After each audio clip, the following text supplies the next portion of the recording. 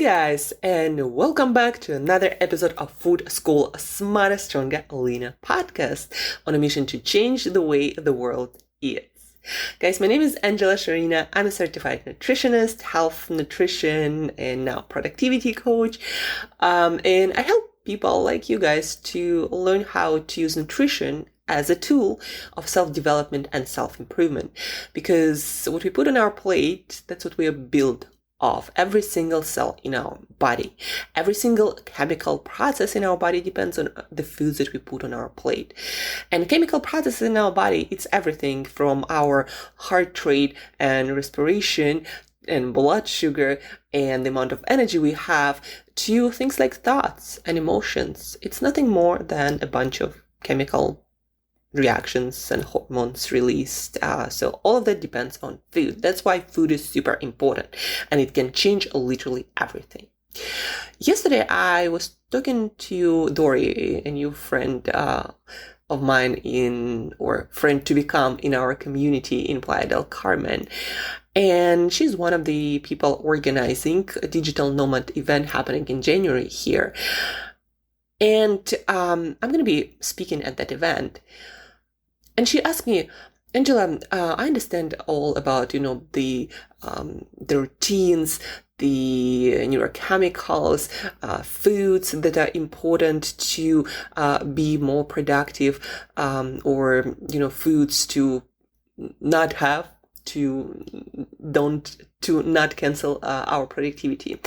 But what is the most important takeaway or value or tool that most people would take away from your talk? Because a lot of people know approximately this, like their routines, when they're most productive, what do, what not to do, what you most important thing that you can give to them. And I thought about it for a while, and even this morning, I thought about it more.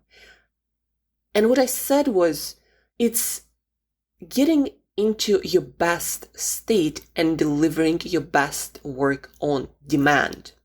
I often hear from creative people and a lot of entrepreneurs who have the freedom to work when they want to work and deliver, when they want to deliver more often than not.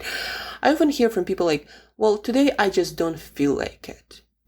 But guys, sometimes, and especially if you get more successful, you get more recognition, you get more opportunities, that happens more often.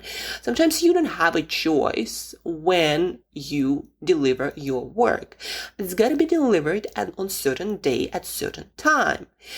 I'm a morning person, right? But sometimes I'm invited to give talks or I have a call later at night, and it's important and I can't change the time according to my schedule. But I gotta deliver. If I want to get further opportunities, I gotta be my best at my worst time. Like if I have to deliver a talk at 9 p.m., this is like the worst time. I'm usually brain dead at that time. But I need to deliver and I need to be my best. I don't want to be delivering something mediocre and people never want to hear from me again, right? So it's not when you feel like it. No, you gotta learn how to make yourself feel like it when you need it. And that's the most powerful takeaway. And I said it yesterday and I thought about it more, before falling asleep. And this morning, this is the most important takeaway. If you want to consistently deliver your best work, you want to speak, you want to deliver your best presentation, you have this negotiation or you have to present to a client, you have an important call, you got to be able to deliver when you need to deliver. And there are tools that you can use that will put you into state like that. A few minutes and you're done. Go to the restroom and put yourself into state. Right? That obviously not gonna be about foods when you need to be like that, in a couple of minutes. But there is breathing, there is a certain way how you use your eye gaze, there is a certain way how you use movement and how you can use self-talk. There are certain tools that will help you to put yourself in the state and feeling like it when you need it, not when the luck strikes. Because guys, it's unreliable. You can't rely on luck or feeling like it to deliver work consistently. You're never gonna grow consistently to where you wanna go if you rely on luck or waiting for that inspiration to come to you. And that's going to be the most important takeaway. I'm going to tell you more about the event once everything is finalized, the dates and my talk and everything. But yeah, that's the most important thing about nutrition and lifestyle, and what I'm super passionate about, what I'm teaching and delivering to people at any chance I get, that you can be your best and deliver your best work on demand. And that's how you can grow a lot faster and more than others. And it's the only reliable way to do so. And now back to our theme of the week, the neurochemicals or brain chemicals of flow, or what you can eat for breakfast to dramatically increase your chances of getting into the flow, into the zone when you need to deliver work. This past Sunday, because I didn't have internet in my place and because of many other reasons, that was the only day, Sunday morning when I could write my blog.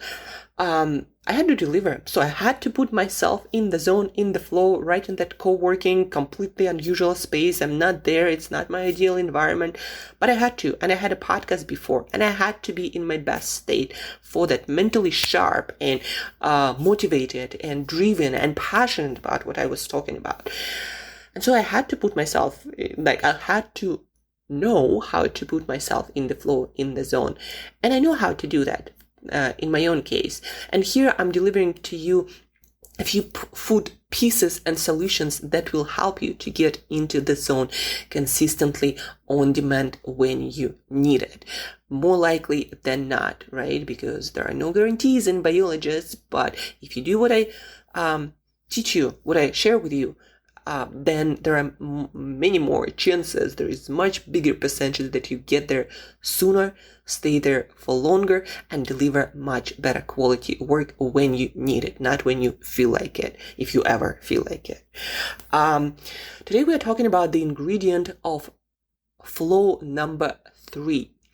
It's a neurochemical, and you can get it from some foods, not from others. Today, especially, it's a one-of-a-kind neurochemical or brain chemical.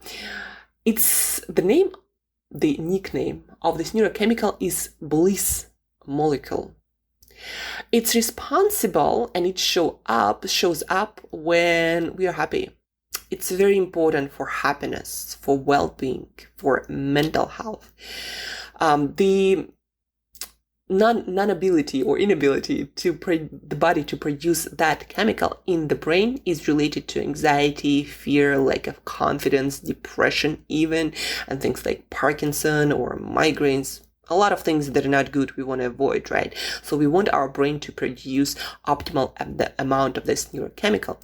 The name of this neurochemical is also fancy, anandamide. I had to look it up how you pronounce it actually, because I see it in the literature, but now I have to pronounce it more often, and so I had to look it up. So I'm right about the pronunciation, and you can actually also look it up. Anandamide. It comes, from Ananda, some Indian Sanskrit ancient word that is translated pleasure, joy, delight. Anandamide. It's a neurochemical, again, produced in the brain, but you can also get it from a few foods, and some foods contain the ingredients that are needed to make anandamide. Anandamide. What is also cool about it, it's the receptors for that neurochemical is all over our body, and it seems to be involved in memory consolidation, meaning making short-term memories into long-term memories, in sleep, in appetite, obviously mood and mental health, and why it's important for flow. Guys, we already talked about that flow is this interesting state. It's a combination of being totally immersed, engaged in the activity, blissfully doing what we want to do, what we feel purpose for, intention for, what we like doing. So we're in this state of blissful pleasure, totally engaged and immersed, not noticing the flow of time. But at the same time, we're challenged. We are under the gun. We are on the edge. And so flow is this interesting cocktail of neurochemicals or brain chemicals. Some of them are stress chemicals. Some of them are pleasure chemicals. And that's why you get this state that is kind of blissful, but also kind of stressful. And so anandamide is the first neurochemical. On Monday and Tuesday, we talked about drive, motivation chemicals, and stress chemicals. And today, the first molecule, this first time we are talking about bliss molecule, blissful molecule, and that is anandamide. That is what in charge of that feeling of pleasure and satisfaction and bliss. There are only a couple of foods that are rich in anandamide specifically, and you'll be happy to hear that the richest food is chocolate. But of course, I'm not talking about milk chocolate on some candy bar that barely has any cacao. No, the darker, the better. And that's why I prefer eating 100% chocolate, because it actually delivers the most pleasure. Raw, even better, because the less processed the chocolate is, the more anandamide you're gonna get. Another reason why probably Maya and Aztecs call this, food chocolate, food of the god.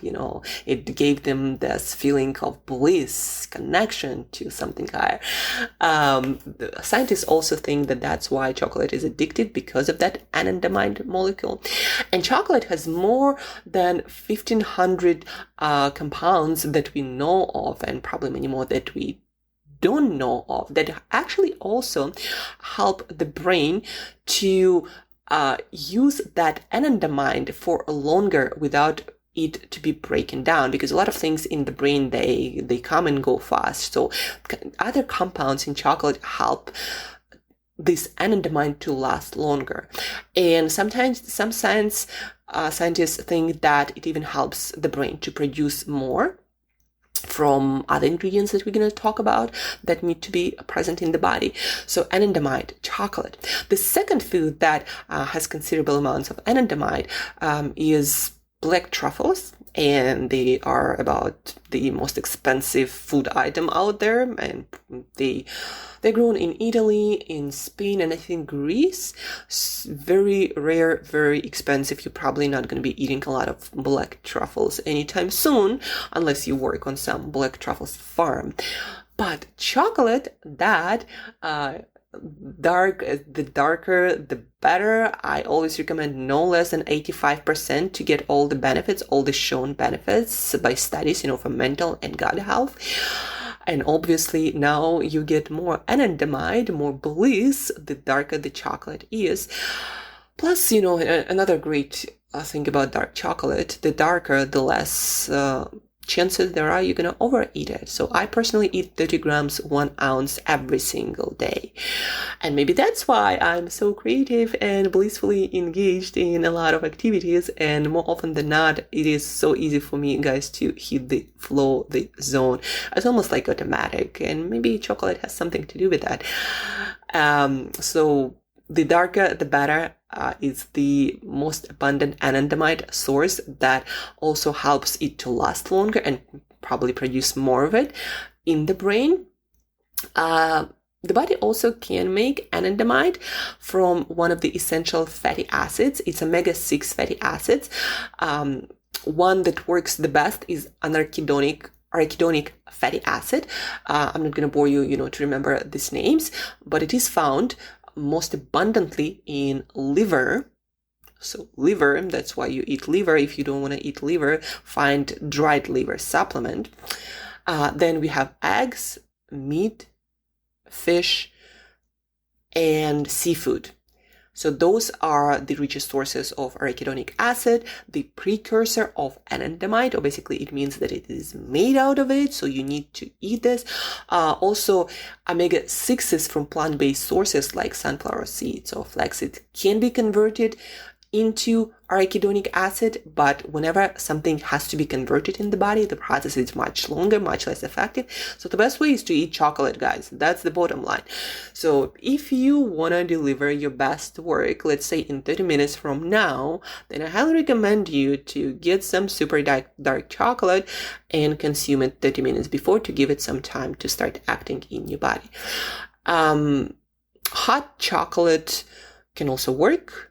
Obviously, try to reduce the sugars there or eliminate it completely and make it super rich with cacao powder. Again, raw cacao powder works better just because it's less processed.